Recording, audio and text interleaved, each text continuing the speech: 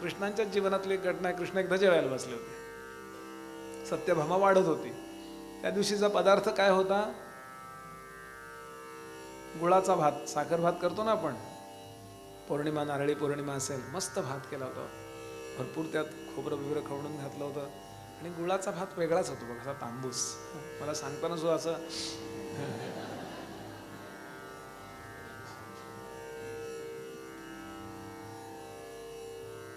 Delhi rice मोठा असं वाढतीये.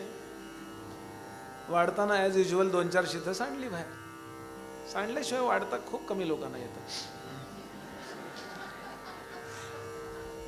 गंमत करतोय बरं मी, पण मी खूप वर्ष वाढायचं काम केलंय गडावर. आणि फार आम्हाला खूप हजारो लोक जेवायला असतात. ते काही 2 लोक 4 लोक नाहीत, ते पटापट वाढायला लागतात. पण बाहेर सांडायचं नाही, आमटी नाही बाहेरचं, काय सांडायचं. आणि त्यातलं काम केलंय त्यानं कळेल. तिच्याकडनं सांडलं सत्यभामेकडनं. सत्यभामा गोल वळली आणि भगवान हसले.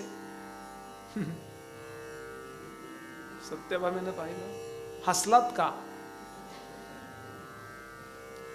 अरे असं समीकरण आहे, तुम्ही काही बोललं तरी पटत नाही. कसंही तुम्ही समजावून सांगा, काही नागदोऱ्याकडे, अगं नाही तुला हसलो, मलाच हसलात. जेव्हा सत्यभामा थोडी रागावली, इकडे म्हणा, रागावू नकोस, ते बघ, तू भात सांडला त्याकरता हसत नाहीये, तो गोड भात खाण्याकरता तो मुंगळा धावत आला एक असा, आणि बरा त्याला लुचलान खायला लागला. तो हा 14 वेळा इंद्रपदावर बसलेला आहे. संपलं पुण्य, खाली आला, मुंगळा झाला, तरी त्याला विषयांच्या भोगाचं तिथे अमृत मारलंय त्यांनी. म्हणून अमृताची उपमा सुद्धा त्यानं योग्य नाहीये. कल्पतरू, कल्पतरूला काय माहिती तुम्हाला काय पाहिजे? तुम्ही ज्याची कल्पना कराल ते तुम्हाला मिळेल. म्हणून एक चिंता संपल्यावरती चिंता दूर करण्याकरता चिंतामणी आहे. चिंताच उरत नाही सद्गुरूंकडे गेल्या, त्यामुळे चिंतामणीची उपमा त्यांना योग्य नाही. असं देत सांगत समर्थ तिथपर्यंत येतात की या सगळ्या कारणामुळं म्हणून सद्गुरू वर्णवेना, पहिली ओवी आहे, आता सद्गुरू वर्णवेना, आणि शेवटची 31वी ओवी आहे, म्हणून सद्गुरू वर्णवेना. हे गे हेची माझी वर्णना. सद्गुरूचं वर्णन करता येत नाही, हेच सद्गुरूंचं वर्णन असल्यामुळं, अशा पद्धतीनं सद्गुरूंचं वर्णन करता येत असल्यामुळं सद्गुरूंचं वर्णन करता येत नाही असं म्हणायची गरज नाही. कारण सद्गुरूंचं वर्णन करता येतं. काय? सद्गुरूंचं वर्णन करता येत नाही हे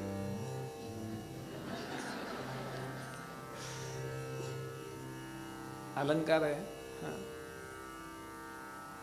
फक्त अंदाज करता येतो. खरं म्हणलं तर गुरुचं ध्यान जरी केलं तरी आत्मज्ञान होतो.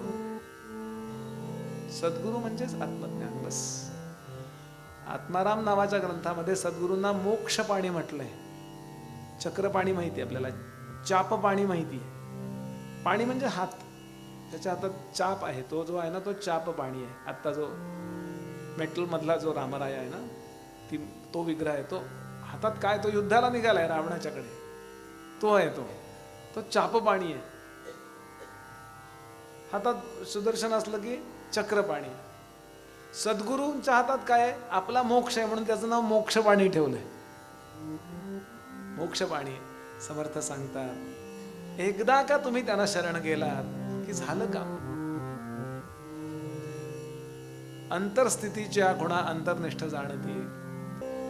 शरण जाता श्री गुरु पायी, शरण जाता श्री गुरु पायी, जन्म मरण उरले नाही, जन्म मरण उरले नाही, जन्म मरण उरले नाही.